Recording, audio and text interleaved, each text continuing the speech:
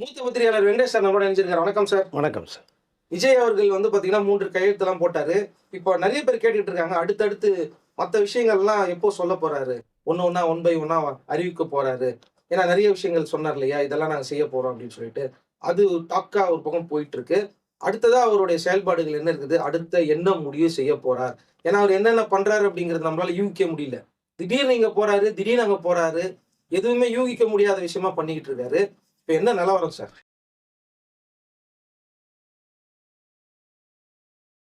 Sir இப்போ நேற்று தமிழகத்தின் முதலமைச்சர் பதவியேற்றுக் கொண்ட விஜய் அவர்கள் நேரடியாக நேரு இண்டோர் ஸ்டேடியத்தில் அந்த நிகழ்ச்சி நீங்கள் பார்த்துருப்பீங்க, நம்மளும் பேசியிருக்கோம். அது முடிந்த பிறகு நேராக அந்த போலீஸ் கான்வாயோட நேராக அவருடைய கார் புறப்படுது. நேராக சட்டசபை செக்ரட்டரியேட் வண்டி போயிடுது. அங்கே போனோடனே அவருக்குன்னு ஒதுக்கப்பட்ட முதலமைச்சர் ரூம் அங்கே நேராக அழைத்து கொண்டு போகிறாங்க. பார்க்கும்போது நேராக இங்கே பார்த்துட்டோம். அந்த ரூம்குள்ளேயே ரொம்ப நேரம் அப்படி பார்க்குறாரு. இந்த டேபிள் சேர் இது எவ்வளோ நாளுடைய ஒரு கனவு. இது கிட்டத்தட்ட ஒரு 15 வருடமாக நினைத்துக்கொண்டிருந்த ஒரு விஷயம். அப்படியே பார்க்குறாங்க. அந்த பழைய ஃப்ளாஷ்பேக்கில் போகிறது மாதிரி எனக்கு தெரிந்தது. அப்படி பார்த்தாங்க, ஒரு மாதிரி புன்முறுவலோட ஒரு மாதிரி அப்படியே போய் இந்த சேரில் உட்கார்றாரு. ஸோ உட்காரது முன்னாடி பார்த்தீங்கன்னா அந்த ஸ்டாஃப்ஸ் செக்ரட்டரியேட்டில் இவருக்கு உள்ள நிறைய ஸ்டாஃப்ஸ்லாம் நேராக வர்றாங்க. தன்னை அறிமுகப்படுத்திக்கிறாங்க. எல்லாத்தையுமே பேரை கேட்டு எல்லாம் பண்ணுறாரு. அவருடைய என்னென்ன இருக்கீங்க அந்த தகவலும் விசாரிக்கும் போது அவர்கள் பூங்குத்து கொடுத்தது, சில பேர் புக்ஸு கொடுத்தது, நாங்கள் இந்த இடத்துல உங்களுக்கு இது எல்லாம் இருக்க சார் அப்படின்னு தன்னை அறிமுகப்படுத்தி கொண்டது எல்லாத்தையுமே ரொம்ப ரிசீவ் பண்ணுறாரு. ஏன்னா புது முதலமைச்சர் அவர்களுக்கும் ரொம்ப புதுசாக இருக்கும். திரையிலேயே பார்த்த ஒரு நட்சத்திரம் நம்ம இடத்துக்கு வர்றாரும் போது அது ஒரு வித்தியாசமான ஜேர்னல். அந்த ஃபீல் அவர்களுக்கு தான் தெரியும் கண்டிப்பாக. அதெல்லாம் அவர்கள் அந்த ஃபேஸ் நம்ம உணர முடிஞ்சது பார்க்கும்போது. இப்போ எல்லாத்தையுமே விஜய் அவர்கள் தமிழக முதலமைச்சர் அவர்கள் நேராக கேட்குறாங்க, எல்லாம் பண்ணுறாங்க. அவரோட நல்லா அன்பாக பேசி முடிச்சுட்டு அதுக்கப்புறமேலு சேரில் உட்காந்தோடனே சில ஃபைல் வருது. அதில் அழகாக எடுத்து ஒரு சைன் போட்ட ஒரு சந்தர்ப்பத்தை நம்ம பார்த்தோம். ஸோ நமக்கே ரொம்ப நம்ம பார்த்த விஜய் அவர்கள் இன்றைக்கு இந்த தமிழக முதலமைச்சராக பதவியிட்ட நாற்காலியில் உட்காந்து பார்க்கும்போது நமக்கே ஒரு பிரமிப்பாக இருந்தது, ரொம்ப சந்தோஷமாக இருந்தது. இது அவருடைய ரசிகர் தொண்டர் மக்களுக்குமே ரொம்ப ஆசைப்பட்டிருப்பாங்க.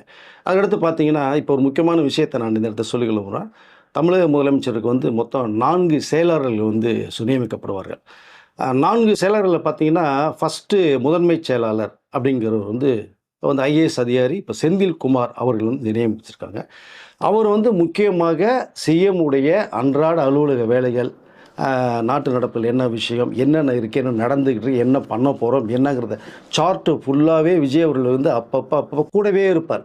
இனிமேல் முதல்வர் விஜய் அவர்கள் போகிற எல்லா இடங்களையும் பார்த்தீங்கன்னா இந்த தனி செயல் கூடவே இருப்பாங்க. ஸோ அவருக்கு வேண்டியது என்னென்ன அப்படின் போது அவர்கிட்ட தான் கேட்பாங்க, பேசுவாங்க. அவர் அப்பப்போ சொல்லுவார். அது முதன்மை செயலராக பார்க்கப்படுது. ரெண்டாவதாக பார்த்திங்கன்னா 2ஆம் நிலை செயலராக லட்சுமி பிரியா அப்படிங்கிற ஒரு மேடம் நியமிச்சிருக்காங்க.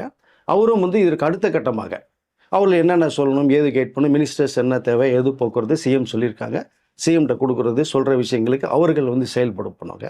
அவர்கள் இன்னும் 2 பேர் வர்றாங்க. அது யாருங்கிறது நம்ம அடுத்த வீடியோவில் சொல்கிறேன். அதை மொத்தம் ஒவ்வொருத்தருக்கும் மொத்தம் 4 செயலாளர்கள். ஸோ சிஎம் அவர்களுக்கு இப்போ 2 பேர் நியமிச்சாச்சு. இன்னும் 2 பேர் நாளை சாட்டில் வருதுன்னு தெரிய வருது. இதில் மொத்தம் பார்த்திங்கன்னா 4 பேருக்குமே 10 துறைகள் தனியாக ஒதுக்கப்படுது. அதில் அந்த முதன்மை செயலர் அந்த 3 பேரை கைட் பண்ணுவாங்க. ஸோ சிஎம்க்கு பேசுகிற ஐடியா கொடுக்கறது, கான்வே பண்ணுறது எல்லாமே அது தமிழ்நாடு பூரா சுற்றுப்பயணம் போகும்போது இங்கே இருக்குது சார், இந்த சூழ்நிலை இருக்குது, இங்கே இது நடந்திருக்கு, இது வரப்போகுது, நம்ம செய்ய போகிறோம் சார், எல்லாம் டோட்டலாக பார்த்தீங்கன்னா அவர் அதான் முதன்மை செயலர். எல்லா மெசேஜும் சிஎம் அவர்களுக்கு பாஸ் பண்ணிட்டே இருப்பாங்க. அதற்கு கீழே 2 பேர், மொத்தம் 10 துறைகள் அப்படிங்கிற ஒரு விஷயம் சார். இது ரொம்ப முக்கியமாக ஒரு பார்க்கக்கூடிய விஷயம். ஏன்னா சிஎம் அவர்கள் போகும்போது யார் கூட இருப்பாங்கிற ஒரு விஷயம். அமைச்சர்கள் அந்தந்த டிபார்ட்மெண்ட் பதவியோட அவர்களுக்கு இங்கே தனி ரூம் இருக்கும். ஸோ அதுக்குள்ளே போயிடுவாங்க. இவர்களுக்கென்று ஒதுக்கப்பட்டவர்கள் 4. ஸோ இப்போ நேராக தீவுத்திடலிருந்து அடுத்து விஜய் அவர்கள் எங்கே போகிறான்னு பார்க்கும்போது நேராக கவர்னர் மாளிகைக்கு போன ஒரு விஷயம் இருக்குது. இப்போ அங்கே போனோடனே கருப்பையா அப்படிங்கிறது என்ன, தற்காலிக சபாநாயகர் நியமிக்கணும். அப்போ அதை கவர்னர் அவர்கள் தான் அவருக்கும் பதவி பிரமாணம் பண்ணி வைக்கணும்.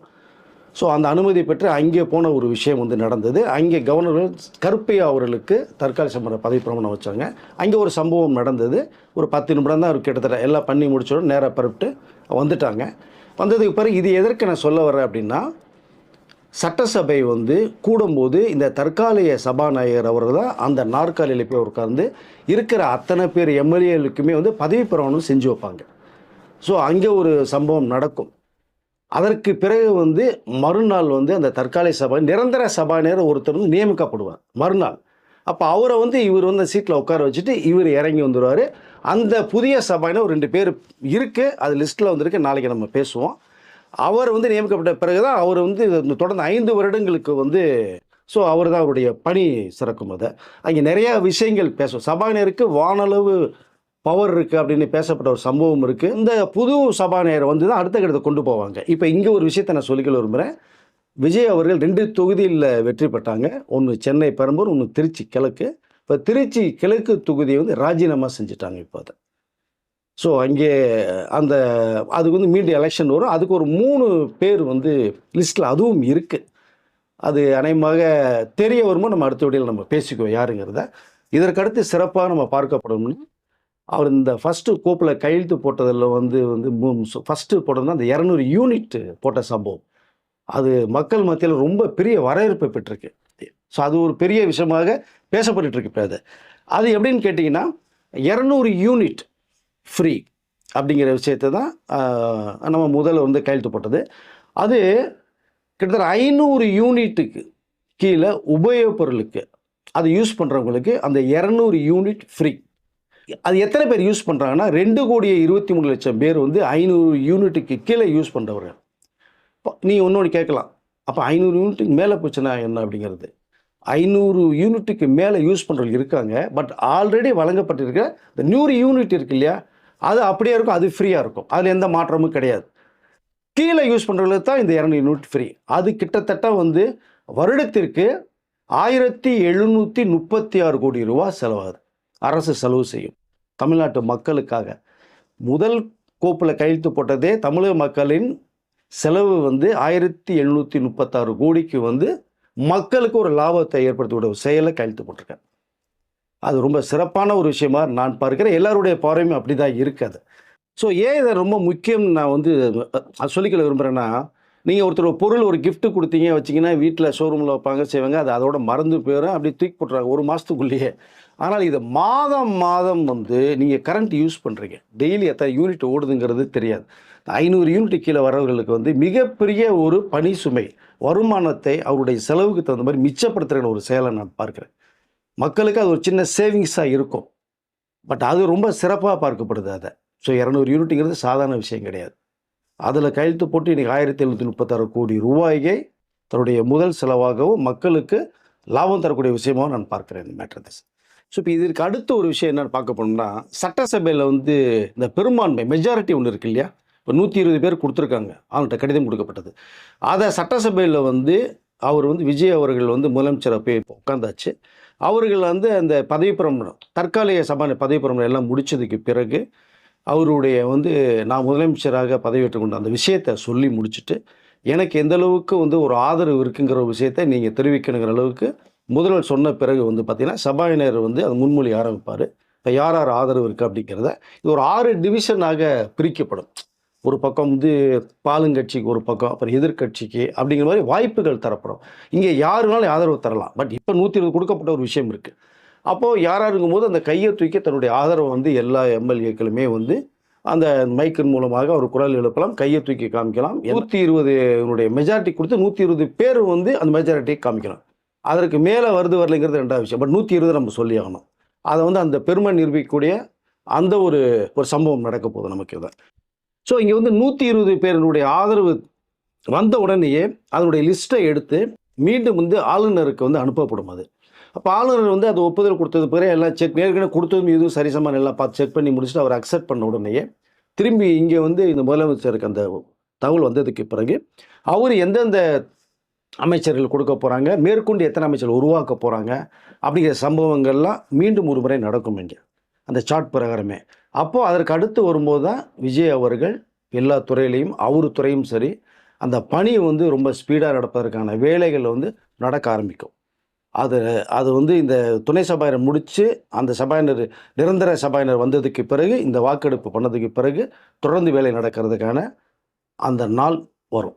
ஸோ இப்போ இந்த பெரும்பான்மை நிரூபித்த பிறகு வந்து விஜய் அவர்களுடைய பணி ஆரம்பிச்சிடலைங்க. இப்போது மக்கள் மத்தியில் என்னென்ன வாக்குறுதிகள் கொடுத்தவர விஜய் அவர்கள் அதனுடைய சார்ட் பூரா இப்போ ரெடி பண்ணுறாங்க.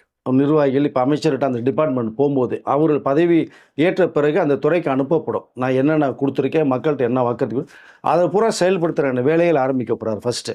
அதுதான் அவர் சொன்னதே. டைம் கொஞ்சம் கேட்டார். அந்த டைமும் கொடுக்கப்பட்டு அது வேலைகள் ஆரம்பமாகும். இதற்கு மேற்படி இன்னும் இப்போ என்ன தேவைங்கிற ஒரு விஷயத்தை எடுக்க சொல்லியிருக்காரு. இப்போ நம்ம சொன்னது ஒரு பக்கம் மக்கள்கிட்ட, அதை நம்ம அந்த வேலைகள் பண்ணிடுவோம்.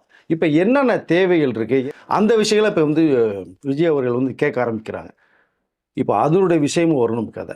ஸோ மொத்தத்தில் தமிழக முதலமைச்சராக பதவியேற்ற இந்த விஜய் அவர்கள் சொன்ன விஷயத்தையும் இனி மக்கள்கிட்ட இருந்து என்ன தேவைங்கிற விஷயத்தையும் அறிஞ்சு அவருடைய எல்லாம் செய்கிறதுக்கான வேலைகள் ஆரம்பிக்க போகிறதா எனக்கு ஒரு தகவல் வந்திருக்கு சார். Okay sir. ஒரு சிஎம்மோட ஒர்க் என்ன அப்படிங்கிறது எல்லாருமே தெரிஞ்சுக்கணும்.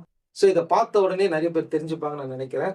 ஸோ இப்போ உங்கள் மனசில் இருக்கும் ஏதாவது கேள்விகள் இருக்கணும், நீங்கள் ஏதாவது சொல்ல விரும்புனீங்கன்னா கமெண்ட் செக்ஷனில் சொல்லுங்கள். கண்டிப்பாக இதுவும் போய் சேரும். ஏன்னா உங்கள் தொகுதியில் என்னென்ன தேவைங்கிறத அவர் ஆல்ரெடி நிர்வாகிகள் வச்சு தான் மக்கள்கிட்ட கேட்டு தான் தேர்தல் அறிக்கை ரெடி பண்ணார். இப்போவும் என்ன தேவைகள் என்ன விஷயம் உங்களுக்கு வேணுங்கிறத இப்போ முதலமைச்சருடைய தனி டிபார்ட்மெண்ட் இயங்க ஆரம்பிச்சிடும். அவர் இடத்துல நேரடியாகவே நீங்கள் கொடுக்கலாம், பார்க்கலாம், மெயில் மூலமாக நீங்கள் அனுப்பலாம். ஒரு தனி வெப்சைட் ஆரம்பித்தாச்சு.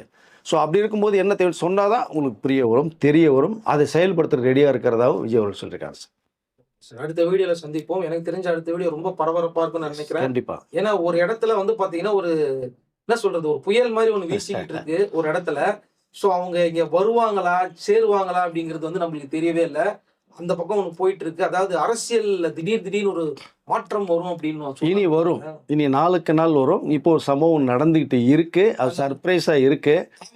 மீண்டும் அதிகமான ஆதரவு நிலை வரப்போகுது. கிட்டத்தட்ட நெருங்கி வந்துட்டு இருக்கு.